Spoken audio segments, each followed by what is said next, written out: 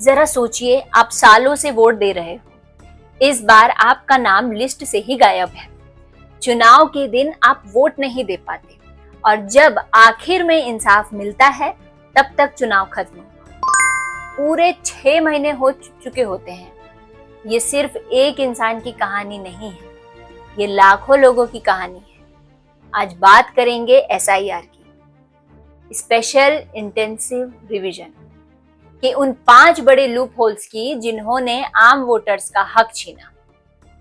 Video के and तक जरूर देखिएगा क्योंकि लास्ट पॉइंट सबसे ज्यादा चौंका देने वाला है। चलिए पहले समझ लेते हैं कि SIR होता क्या है।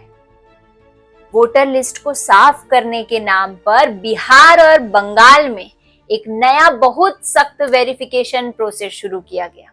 मकसद था फेक, मर चुके और डुप्लीकेट वोटर्स हटाना। सुनने में बिल्कुल सही लगता है ना? लेकिन इस पूरे प्रोसेस के बीच जो जुन्नून, गरीब और आम वोटर्स फंस गया, उसका क्या हुआ? चलिए एक एक करके पॉइंट समझते हैं।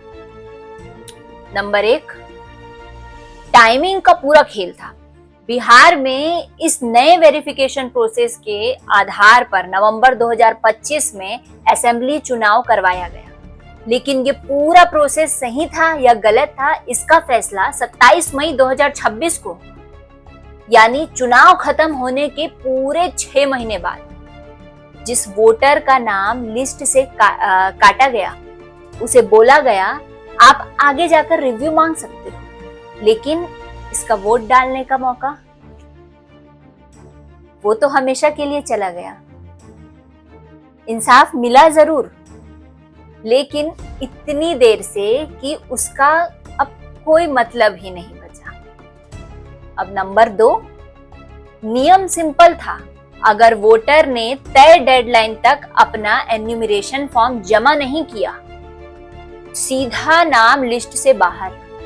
बस इसी एक नए नियम की वजह से 65 लाख वोटर्स एक झटके में ड्राफ्ट लिस्ट से गायब हो गए। जरा सोचिए, एक अनपढ़ या गरीब वोटर जो 10 सालों से वोट दे रहा है, सिर्फ इसलिए बाहर कर दिया गया क्योंकि वो एक सरकारी फॉर्म टाइम पे नहीं भर पाया। यहाँ कागज अधिकार से भी बड़ा हो गया है। नंबर 3, और ये सबसे अजीब है, वेरिफिकेशन के लिए राशन कार्ड और खुद एपिक नंबर मतलब वोटर आईडी कार्ड को ही वैलिड प्रूफ नहीं माना गया। अब जरा सोचो, जो कार्ड खुद इलेक्शन कमीशन ने बनाकर दिया, उसे ही वोटर होने का सबूत मानने से इनकार कर दिया। आम आदमी के पास पहचान के नाम पर अक्सर यही बेसिक डॉक्यूमेंट्स होते हैं। अगर यही इनवैलिड हो जाए तो वोटर जाएं तो जाएं कहां? नंबर 4, अब चलते हैं वेस्ट बंगाल। यहाँ 1.36 करोड़ वोटर्स को सिर्फ इसलिए शक के घेरे में डाल दिया गया क्योंकि, जरा सुनिए, उनके 6 से ज्यादा बच्चे थे या उनके माँ बाप और दादा दादी की उम्र में अजीब सा गैप था। एक नए सॉफ्टवेयर के कैलकुलेशन और पूरी की पूरी फैमिली शक के दायरे में आ गई। और इनका सॉल्यूशन क्या दिया गया? इनका नाम पंचायत भवन की दीवार पर चिपका दो और लाइन में लगाकर वेरीफाई करो। एक जेन्युइन वोटर को सिर्फ इसलिए दफ्तर दौड़ाया गया क्योंकि सरकारी डेटा थोड़ा ऑफ था। और अब नंबर 5 में आती हूं, जो सबसे ज्यादा चौंकाता है।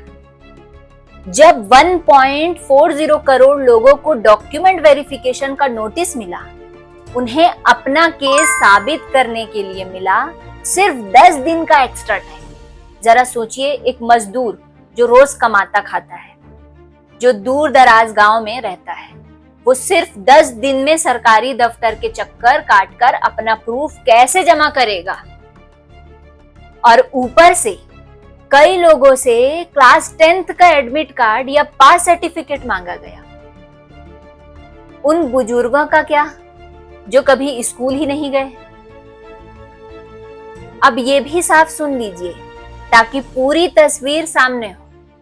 इस प्रोसेस को सही ठहराने वालों का कहना था कि पुराने मर चुके और डुप्लीकेट वोटर्स को हटाना बहुत जरूरी था और ये एक ऐसी जिम्मेदारी है जो कॉन्स्टिट्यूशनली इलेजिटिमेट है।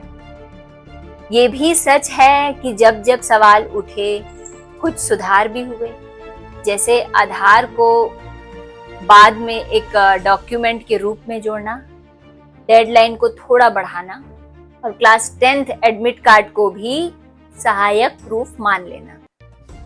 लेकिन असली सवाल ये है कि अगर ये सुधार बाद में सवाल उठने के बाद ही करना पड़े तो क्या इससे ये नहीं लगता कि शुरुआती प्रोसेस ही कुछ अधूरा था और जिनका वोट एक बार चला गया उनका नुकसान अब कौन पूरा करेगा? तो ये थे SIR के वो 5 बड़े लूप होल्स जिनकी वजह से लाखों जेन्युइन वोटर्स अपना सबसे बड़ा कॉन्स्टिट्यूशनल हक खोने के कगार पर आ गए हैं। सिस्टम ने सफाई की बात की, लेकिन उस सफाई की कीमत आम गरीब और अनपढ़ वोटर्स ने चुकाई। आपको क्या लगता है, क्या ये प्रोसेस सही था या इसमें बदलाव की जरूरत है? कमेंट में जरूर बताना। जय हिंद। मिलते हैं अगले वीडियो में।